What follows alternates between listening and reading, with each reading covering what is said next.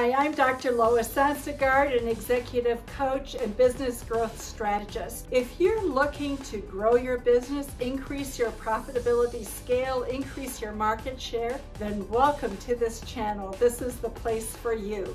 I want to talk about how do we think, and I'll tell you why.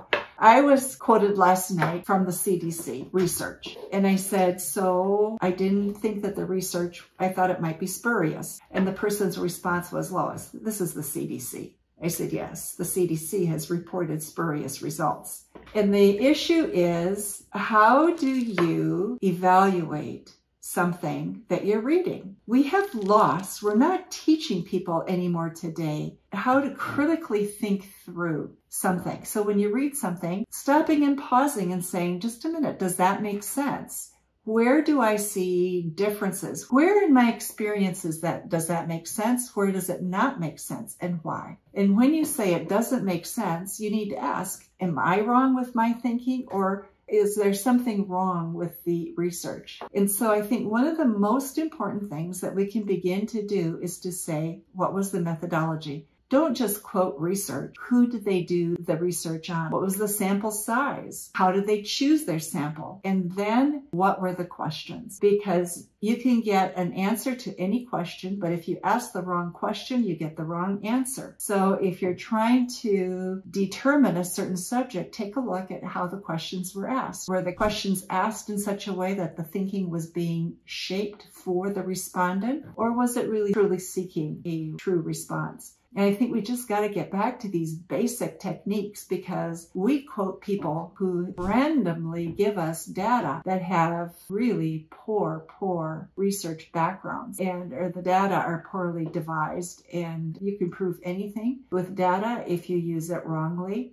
And as my statistics professor said to me when I was doing my doctoral work, numbers never lie, but liars figure. So, we have a lot of people who are figuring and trying to give us data for ulterior purposes. And we need to know, what is their agenda? And is this simply reporting data in order to support their agenda? We need to know the difference, because we've hit a point where we don't trust anything. We don't trust the experts. And the experts may be right. We need to know how to evaluate experts, so we know when to listen and when to maybe get some other data to either support or to add more light to what is being discussed. Because of so much false reporting, false narratives, I find myself always asking now, where did you get that information? How was that information gathered? So I can really make an informed decision for myself. We are responsible for our own conclusions, and we're responsible for gathering data in as meaningful way as possible. And yes, we're limited, but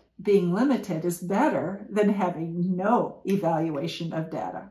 We need to question everything, but so here's what I also think. We need to know what we believe in and what our values are. Because when we're questioning and evaluating, we have to measure it against something. We have to have a plumb line. And for me, my plumb line is my values and my belief system. And yes, there's beliefs that are alterable perhaps, but there are some that perhaps are not alterable. You have to know what those are. We forget to look outside, and it's like basic values are somehow lost in it. And that is, what's my attitude towards people in general? Do I have a respect for them or no? Am I always right, or can I be wrong? Do I listen, or do I only speak my opinion? Because when we listen, and we really listen carefully, you have to take in another person's opinion and evaluate. Is it true? Isn't it true? There's so much in all of that is being lost. We want connection, but if you don't listen, you can't connect. If you can't speak your thoughts, you can't connect, because if it's only one person's opinion, you don't have a connection. But somehow we think connections are going to magically happen because I tell you how you're supposed to think. Well, people are revolting against that, and it's not who we are formed to be as people. I am very concerned that we really think critically about what is important to us as human beings. And for me, it's a respect for other people, knowing what my purpose is, and allowing other people to accomplish their purpose and find meaning in life. And it's to connect. If we're not here for one another, what good is it that we have wealth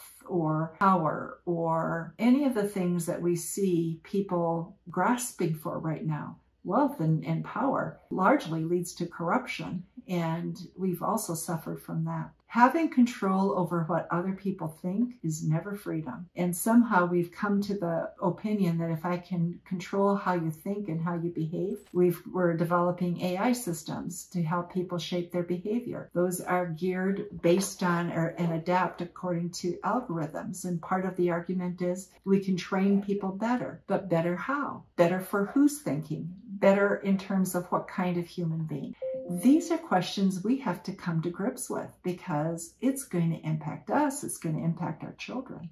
In terms of thinking critically, I think always ask yourself, one, how does this relate to what I see happening in the world? Does it make sense or doesn't it make sense? Two, how was the research designed? And what was their sample? Who did they do the research on? Because if you do a research on one group, but you're making conclusions for a totally different group, it may not fit.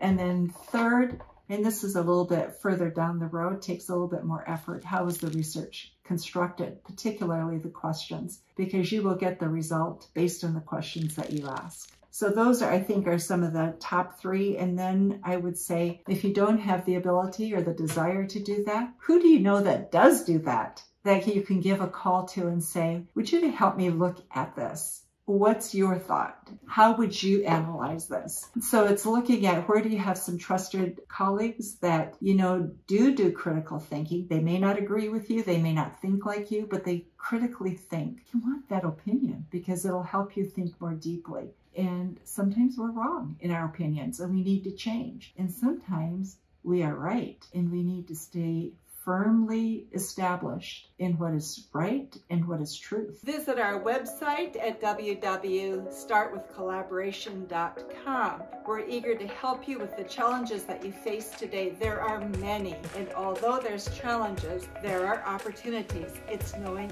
how to look for them.